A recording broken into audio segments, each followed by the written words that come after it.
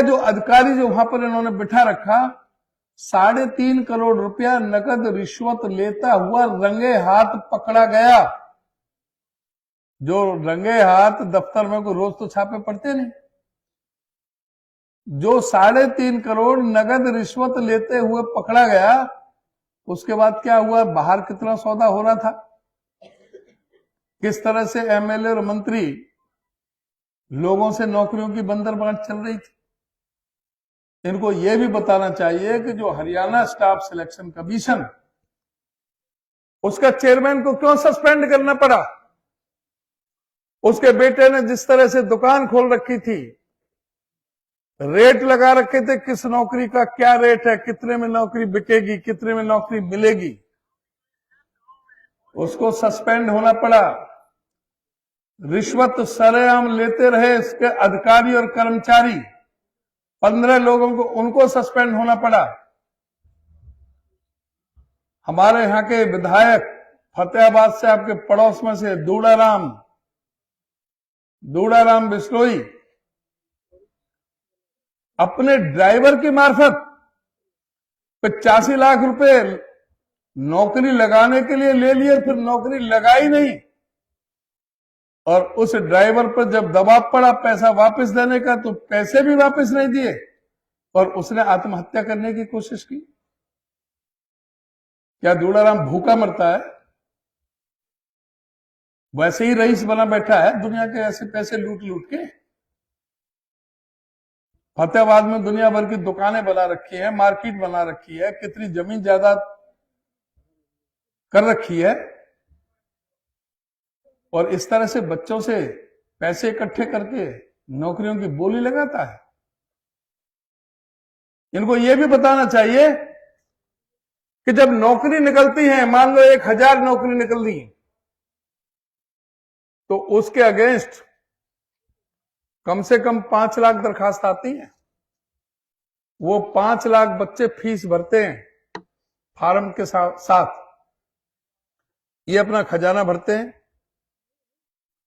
सालों इंतजार करने के बाद में कॉल लेटर निकलता है, और जब कॉल लेटर निकलता है तो बच्चे बड़ी खुशी होते हैं, चाहे बेटा हो चाहे बेटी हो, आके माँ बाप से कहते हैं, अपने मम्मी पापा से, कि पापा मेरा कॉल निकला है। उनमें भी खुशी होती है कि भाई तेरा कॉल निकल आया सरकारी नौकरी का। भाग दौड़ करते हैं नेताओं के पास भी, और कहते हैं कि बेटा अच्छी तरह से तैयारी कर ले, पेपर टेस्ट देके अच्छी तरह से आइए। बेटा 2-2, 2:30 बजे तक रात को पढ़ता है। पेपर देने के लिए जब जाता है तो माँ बाप अपने पास भी नहीं होते, तो पड़ोसी से, किसी बोहरे से, अपने नजदीकी से 1500 रुपए उसकी जेब में रखते हैं। सेंटर पर जाता है एग्जाम देने के लिए, कभी पंचकुला जाना होता है किसी को, तो किसी को भिवानी जाना होता है, तो किसी को सिरसा जाना होता है, तो किसी को पलवल और फरीदाबाद जाना होता है। और जब वो सेंटर पर पहुंचता है पेपर देने के लिए, और वहां जब उसे बताया जाता है कि तुम वापस जाओ, पर्चा लीक हो गया है, क्या बीतती है उस बेटे पर, क्या बीतती है उनके माँ बापों पर। एक बार नहीं, 2 बार नहीं, 22 बार पर्चे लीक हुए हैं इस सरकार में। इनको बताना चाहिए कि यह क्या षड्यंत्र है, ये बार बार पर्चे किस तरह से लीक होते हैं, वो पर्चा लीक करने वाला वो गिरोह कौन है, उन पर क्या कार्रवाई हुई है, कितने गिरफ्तार हुए हैं, किन के खिलाफ मुकदमे दर्ज हुए हैं। क्या ये षड्यंत्र जानबूझ करके सरकार के अधिकारी, और इनको राजनीतिक संरक्षण है सरकार का, जिस वजह से इन पर कोई कार्रवाई नहीं हो रही? ये बताना पड़ेगा। ये बताना पड़ेगा कि सरकारी स्कूल क्यों बंद किए जा रहे हैं। सरकार का काम स्कूल खोलने का होता है, स्कूल बंद करने का नहीं। स्कूल खोले जाते हैं, स्कूल अपग्रेड किए जाते हैं, स्कूलों में जहां जरूरत होती है अध्यापकों की व्यवस्था की जाती है, जहां जरूरत होती है स्कूल के कमरे बनाए जाते हैं, फर्नीचर की जरूरत होती है फर्नीचर उपलब्ध कराया जाता है। लेकिन इन लोगों ने स्कूलों को बंद करके लगभग 4,300 स्कूल ये बंद कर चुके हैं। 105 स्कूल पिछले महीने बंद किए, 4 स्कूल आपके हल्के के बंद किए। क्यों? उन स्कूलों में किन के बच्चे पढ़ते हैं? उन स्कूलों में इस प्रदेश के गरीब, दलित, पीड़ित, शोषित, उपेक्षित, सर्वहारा वर्ग के वो लोग, वो पिछड़े वर्ग के लोग, वो बीपीएल पीले कार्ड धारक लोग जो अपने बच्चों को पढ़ाने के लिए प्राइवेट स्कूलों में समर्थ नहीं रखते, उनका सामर्थ्य नहीं है प्राइवेट स्कूलों में पढ़ाने का। ने हर आदमी चाहता है कि अच्छे स्कूलों में मैं अपने बच्चों को पढ़ाऊं, प्राइवेट स्कूलों में पढ़ाऊं। उन्हें मजबूरी में सरकारी स्कूलों में बच्चों को पढ़ाना पड़ता है। यह षड्यंत्र है उन गरीबों के खिलाफ, स्कूलों का बंद करने का, उनको शिक्षा से महरूम करने का, उनको शिक्षा से अलग करने का, जिससे वो आगे नौकरियां ना लग सके, नौकरी पढ़ ना सके, घर बैठ जाए, स्कूल छोड़ दें। बहन बेटी, खास करके बेटियों के साथ, वो दूसरे दूर गांवों में जा नहीं सकती, स्कूल गांव में से तोड़ दिया जाता है, दूसरी जगह जानी होती तो स्कूल से ही ड्रॉप आउट हो जाता है, कम उम्र में उनकी शादी कर दी जाती है। तो इस तरह के जो ये षड्यंत्र है गरीब लोगों के खिलाफ, इस सरकार का उसका जवाब कौन देगा? इस सरकार से, कुलदीप बिश्नोई से पूछो कि सरकार ने 4,90,562 बुजुर्गों की पेंशन क्यों काटी है? इस सरकार ने 35,000 विधवाओं की क्यों पेंशन काटी है?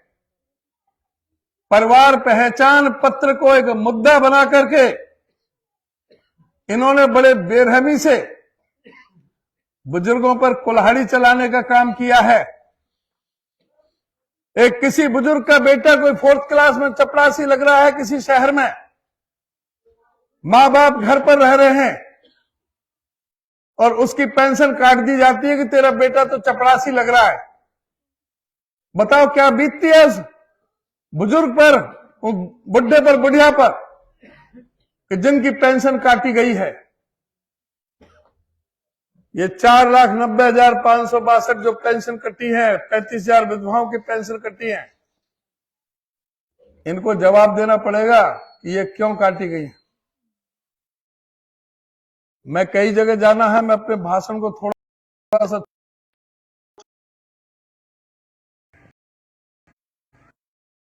ने मिलकर के ये फैसला लिया है कि जिस दिन भी हमारी सरकार बनेगी उसी समय सभी बुजुर्गों की, विधवाओं की जो पेंशन इन्होंने काटी है, ब्याज सहित आने पाई से हम भुगतान करने का काम करेंगे। हमारी पार्टी ने यह भी फैसला लिया है, जिन बुजुर्गों की पेंशन इन्होंने काटी है जिस तरह से, जिस दिन हमारी सरकार बनेगी उसके 1 महीने बाद जो पेंशन मिलेगी हर बुजुर्ग की, जिनमें जो वो भी आएंगे जिनकी काट दी गई, वो जुड़ जाएंगे। हर बुजुर्ग को 200 रुपया रोज, 200 रुपया रोज बुढ़े को और 200 रुपया रोज बुढ़िया को, 6,000 रुपया महीना बुढ़े को और 6,000 बुढ़िया को, 12,000 पेंशन देने का काम हमारी पार्टी करेगी। हमारी पार्टी ने यह भी फैसला लिया है कि एससी कमीशन का जो इन्होंने, हुड्डा साहब ने बनाया था, जो इन्होंने भंग कर रखा है, उस एससी कमीशन को हम पुनर्गठित करेंगे।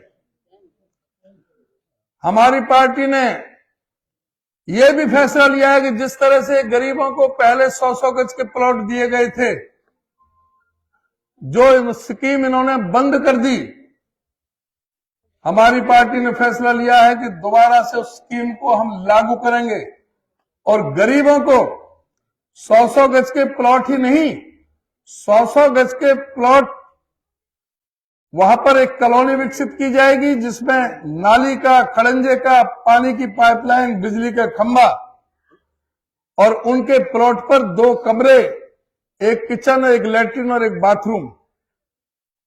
हर गरीब को 100-100 गज के प्लॉट में 2 कमरे का मकान बना करके हमारी पार्टी देने का काम करेगी।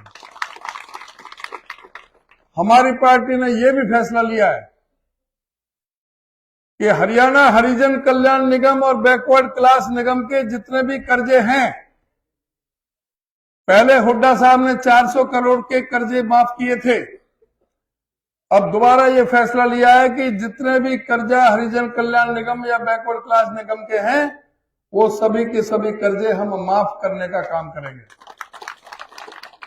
हमारी पार्टी ने यह भी फैसला लिया है कि 300 यूनिट तक बिजली, 300 यूनिट का मतलब समझ रहे हैं कि गांव में जितने भी मकान हैं, उनमें से मुश्किल से 100 में से 10 ऐसे लोग हैं जो 300 यूनिट से ज्यादा बिजली जिनका बिल आता है, यानी कि 90% लोगों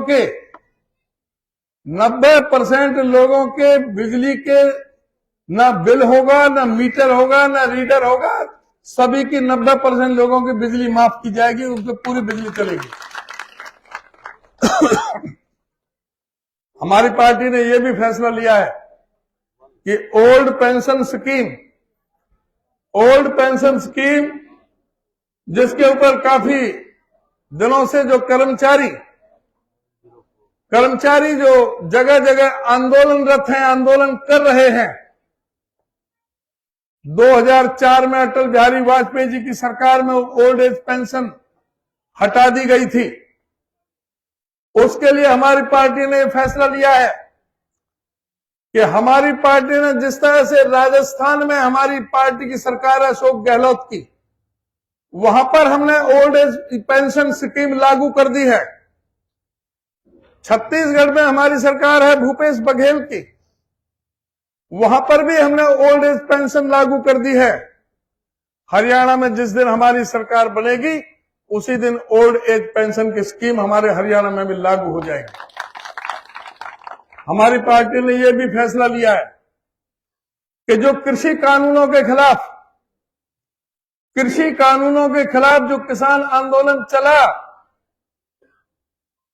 जिनको इस सरकार ने बदनाम करने के लिए कभी खालिस्तानियों का आंदोलन बताया, कभी सिखों का आंदोलन बताया, कभी उसे जाटों का आंदोलन बताया, कभी उनको गुंडे मवाली कहा गया, जो किसान पुलिस की लाठी डंडा खाते हुए, पानी की ठंडी बौछारें करते हुए, सर्दी गर्मी बरसात सारे मौसमों की मार झेलते हुए इस एमएसपी के लिए 712 किसानों ने अपने प्राणों का बलिदान दिया था। हमारी पार्टी ने यह फैसला लिया है कि जिस दिन हमारी ये सरकार बनेगी, किसी भी किसान की फसल एमएसपी से कम नहीं बेचने दी जाएगी। और साथ में यह भी फैसला लिया है कि एमएसपी पे तो बेचने को है ही, उसके ऊपर हम गेहूं धान वगैरह जो फसल है उस पर हम बोनस भी देने का काम करेंगे। ये झूठे लोग, ये बीजेपी वाले कहते हैं कि किसानों की आमदनी हमने दुगनी कर दी है। इससे बड़ा भद्दा मजाक किसानों के साथ हो सकता है? इनको शर्म भी नहीं आती। दुगनी तो करे इन्होंने, पर आमदनी नहीं, खर्चा दुगना कर दिया। जो बाबा रामदेव भी आंख फड़का फड़का के कहता था कि 35 रुपए लीटर डीजल चाहिए तो नरेंद्र मोदी को वोट दो। अब डीजल किस भाव मिल रहा है? 9500 रुपए तक पहुंच गया डीजल का रेट। बीज का, खाद का तो बदनी घटा दिए, 5 किलो रेट बढ़ा दिए। बीज का, खाद का, पानी का, सिंचाई का, लेबर मजदूरी का, हर चीज पर महंगाई बढ़ी है, लागत बढ़ी है खेती की, और आमदनी घटी है। आज भी कोई फसल क्या एमएसपी पर बिक रही है? ये हुड्डा साहब का राज था, जब नारा लगता था कि हुड्डा तेरे राज में जीरी गई जहाज में। अब नारा लगता है कि खट्टर तेरे राज में जीरी गई ब्याज में। जो हुड्डा साहब जब मुख्यमंत्री थे तो प्रधानमंत्री सरदार मनमोहन सिंह के पास गए, उनसे कहा कि जो गल्फ के देश हैं, जो खाड़ी देश हैं, इनका एक्सपोर्ट खोलो चावल का। वहां दबाव दे करके चौधरी भूपेंद्र सिंह हुड्डा ने चावल का एक्सपोर्ट खुलवाया था और बासमती धान 5,500 रुपए तक बिका था। 8 साल हो गए उन रेटों को, आज भी 3-3,500 से फालतू नहीं बिकता धान, बासमती भी। और जो 2,068 रुपए का जिसका मोटे धान का रेट है, वो आज 1,600 और 1,700 रुपए में कट रहा है। जो बाजरा 2,350 रुपए का रेट है, वो 1,500-1,600 रुपए में बिक रहा है। और ये झूठे लोग, ये महाशय खट्टर लाल जी ये कहते हैं कि हम किसानों को 450 रुपए क्विंटल बाजरे पर भावांतर योजना के तहत हम कंपनसेट करेंगे, उनको मुआवजा देंगे। इसी तरह से इन्हीं खट्टर महाशय जी ने पिछले साल जब 2250 रुपए बाजरा का रेट था, जो 1,500-1,600 में बिक रहा था, तब भी ये कहा था कि हम 400 रुपए क्विंटल भावांतर योजना के तहत देंगे। बाजरा तो आपके इलाके में भी होता है, क्या किसी को, इस महाशय खट्टर लाल जी ने किसी को कोई फूटी कौड़ी कोई मुआवजे की दी है बाजरे का? ये झूठे लोग हैं, ये हमारी भावनाओं से खेलते हैं, भड़काते हैं। ये धर्म के नाम से, मजहब के नाम से, जाति के नाम से वोट मांगते हैं। इनका जनता से कोई वास्ता नहीं है। मैं बात बढ़ाऊंगा तो फिर बहुत समय लगेगा। मैं केवल आपसे यह अनुरोध करना चाहता हूं कि आपने इन सारे मुद्दों को गंभीरता से सोचो, मनन करो, ठंडे दिमाग से, ठंडे दिमाग से मनन करो और विचारो। आज तराजू आपके हाथ में है। ये विचारो कि खट्टर बढ़िया है कि हुड्डा बढ़िया है। एक पल्ला में खट्टर को बिठा लो और एक पल्ला में हुड्डा साहब को बिठा लो और अपने आत्मा से फैसला कर दो कौन बढ़िया है। और एक पल्ला में कुलदीप को बिठा लो, एक पल्ला में जयप्रकाश को बिठा लो। भाई जो कुलदीप है, कुलदीप तो कन्या राशि है, उसकी तो जीभ तालवा से चिपट जाती है। वो ना विधानसभा में बोल सकता, ना संसद में बोल सकता। और जहां तक जयप्रकाश है, बस जयप्रकाश तो मर्द आदमी है। 1987 से मेरा दोस्त है, मैं 87 में सबसे पहली बार मैं एमएलए बना। जयप्रकाश वो व्यक्ति है जो अपने आदमी के लिए, किसान हो, मजदूर हो, गरीब आदमी हो, कोई भी हो, उसके लिए अपनी छाती अड़ा देता है अपने आदमी के लिए। जयप्रकाश वो मर्द आदमी है जो अपनी आवाज बुलंद करके विधानसभा में बोलता है। जब जयप्रकाश विधानसभा में बोलता है तो बोलता ही नहीं, विधानसभा में गरजता है। और जब जयप्रकाश विधानसभा में गरजता है तो विधानसभा में सन्नाटा छा जाता है। विधानसभा में पक्ष हो, विपक्ष हो, सरकारी अधिकारी हो, चुपचाप चौकन्ने होकर के सुनते हैं कि आज जयप्रकाश किसकी पखियां उधेड़ेगा, जयप्रकाश आज अपने हल्के की क्या क्या मांग उठाएगा, क्या क्या योजनाएं लेकर के आया अपने दिमाग में, किस चीज को अपने हल्के की किन बातों को रखेगा, उसकी बातों को गंभीरता से सुनते हैं। और जयप्रकाश में वो शक्ति है, वो ताकत है, वो कुव्वत है जो आपकी परेशानियों को मिटा सकता है। जयप्रकाश ने कहा है मैं तो आदमपुर में रहूंगा, कोलीगांव में फार्म हाउस ले लिया उसने, यही मकान और यही रह रहा है। और ये कुलदीप अपने बाप के मकान भी बेच करके चला गया। अब तो एक दुकान रही है 107 नंबर, जो चौधरी भजनलाल का मकान था वो भी बेच दिया। और जीतने के बाद कभी ढूंढोगे तो पता चलेगा कि कभी कहेंगे कनाडा गया और कभी कहेंगे कि लंदन गया। ढूंढते रह जाओगे, ढूंढे से नहीं पाएगा। इसलिए बस मैं आपसे अनुरोध और आपसे प्रार्थना करता हूं कि कोई चूक नहीं कर जाना।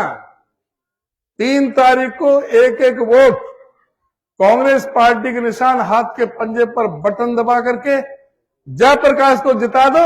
6 महीने में चौधरी भूपेंद्र सिंह हुड्डा कांग्रेस के मुख्यमंत्री आपको बनते मिलेंगे। जेजेपी तैयार बैठी है, इंडिपेंडेंट सारे तैयार बैठे, आदमपुर के फैसले का इंतजार कर रहे हैं।